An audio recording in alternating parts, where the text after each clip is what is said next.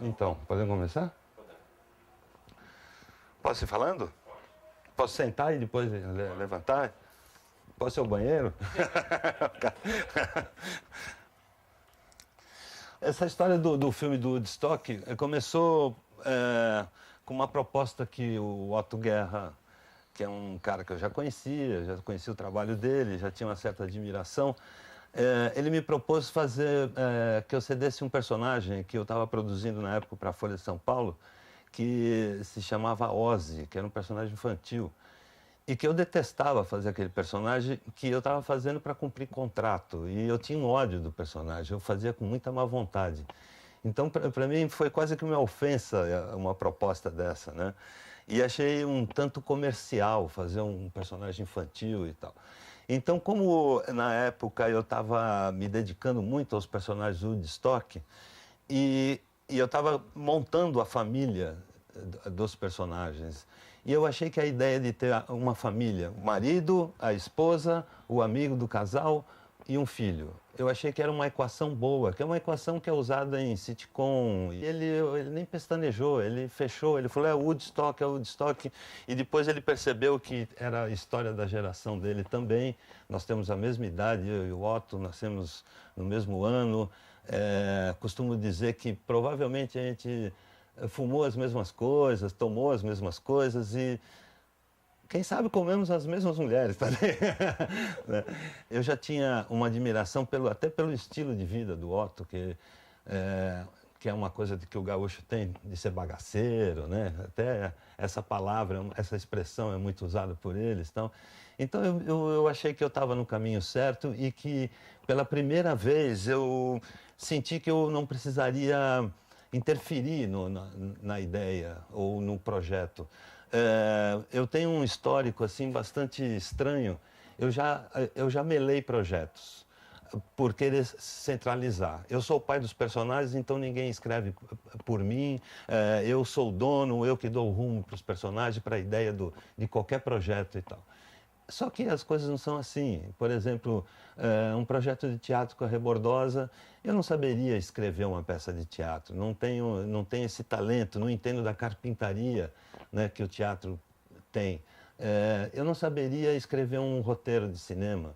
Então eu comecei a perceber que eu estava atrapalhando os projetos, porque eu centralizava, não fazia, não entregava, sofria por isso, e as pessoas do outro lado desistiam dos projetos, né?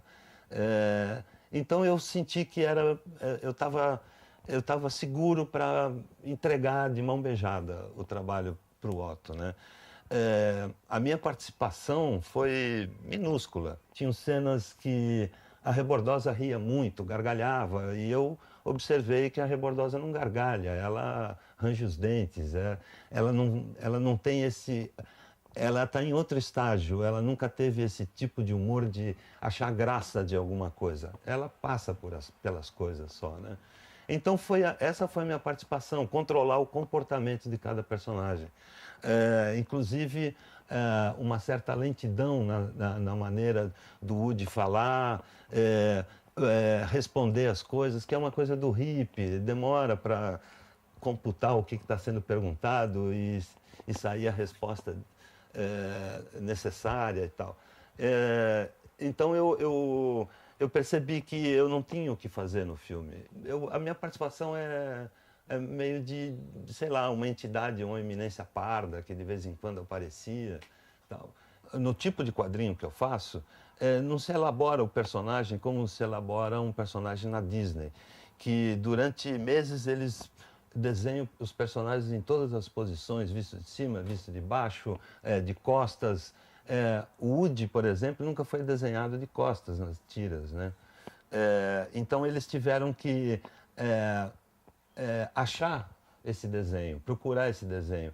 Nem isso eu ajudei a equipe. Eu não fiquei eu procurando, mas eles conseguiram criar de acordo com o meu traço e de acordo com o jeito que eu levava a forma do personagem pela frente. Então eles descobriram como seria por trás.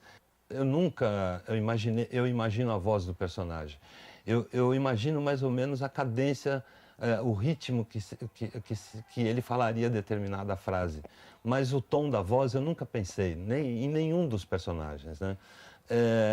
Então eu tinha um pouco de medo aí, como seria a voz do personagem, se eles iam achar uma voz que se encaixasse à imagem que fui eu que criei. Por exemplo, a Rita Lee fazendo a Rebordosa. De prima, assim, eu achei que estava uma voz um pouco apagada, um pouco para dentro, que estava difícil a dicção.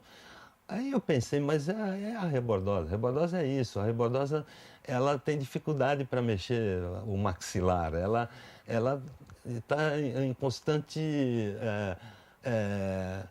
ela tem um grau etílico, assim, que impede que ela seja normal, né? Que ela fale de uma maneira normal. E eu comecei a acostumar e ver a Rebordosa. Hoje, se eu fizer um traço da Rebordosa, eu já imagino a voz da Rita Lee ali dublando, né?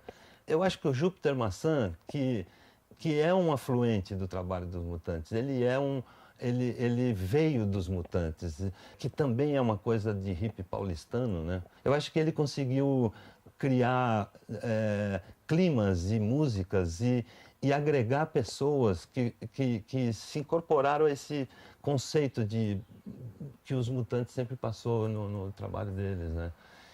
Tem uma coisa rústica, suja, em alguns momentos parece um pouco mal gravado, assim, e que é um pouco a vida do Woodstock.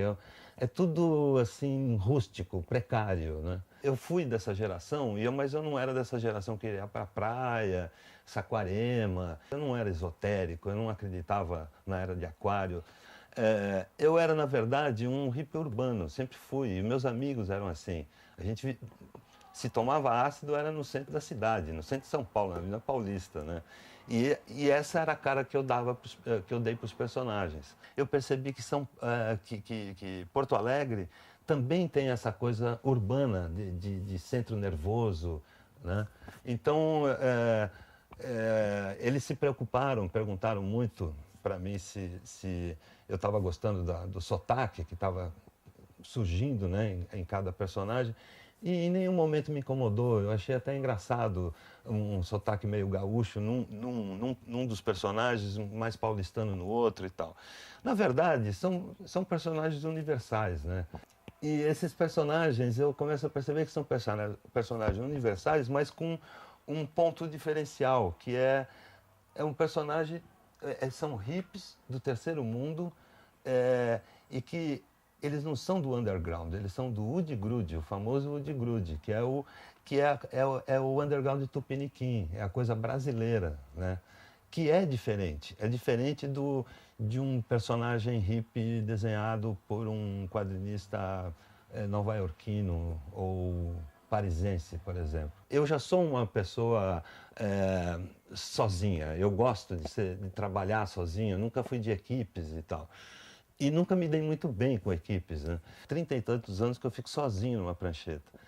A ideia de cinema, a ideia de que tem a pessoa que cuida do cenário, a pessoa que cuida dos personagens, das vozes, do áudio, tudo para mim é assustador isso, né? Eu ouço falar dessas histórias, mas eu nunca quis ou nunca tive a oportunidade de me afronhar numa equipe desse tipo, mas... E tem uma coisa que é gozado, que cara, minha memória tá ruim, eu esqueço por que eu ia falar isso, cara. É cada vez pior, bicho. Acho que eu vou virar um personagem do Otto. Isso é legal falar da memória, né? Porque essa memória é uma sequela dos anos 70, né? Um pouquinho dos anos 70 e 80, né? Que eu ia falar da coisa do tempo que leva para produzir um filme. Eu faço uma charge hoje, ela está no jornal na manhã seguinte, na porta da minha casa. Eu trabalho para um portal de internet, então eu faço um desenho, termino um desenho às 7 horas, às 7h05 ele já está no ar. Então, tudo muito rápido. A resposta do trabalho é rápida, né? a tira no dia seguinte, as pessoas ligam, eu li a sua tira e tal. Agora, 10 anos para fazer um filme, 6 meses para fazer 15 minutos, né? É uma coisa, é meio Kafka isso, parece que você está entrando no emaranhado que você não vai conseguir mais sair disso. E para mim isso era meio absurdo, né? Tipo uma ligação do Otto perguntando, tem um problema aqui, você acha isso ou acha aquilo? Eu dava a minha opinião, depois de 5 meses que eu ia ver o resultado daquela opinião, né? Então, eu tive que aprender a lidar até com a ansiedade, né? O filme foi comentado durante 10 anos, né? Virou uma lenda urbana. Será que existe o filme do Woodstock, né? Então tinha uma expectativa muito grande, né, em cima dele. Então foi uma coisa, para mim, foi assim, arrasador, assim, você assistir junto com o público e ver aquela plateia aplaudindo a cada piada. E são piadas que para mim não tem mais graça, porque quem criou fui eu.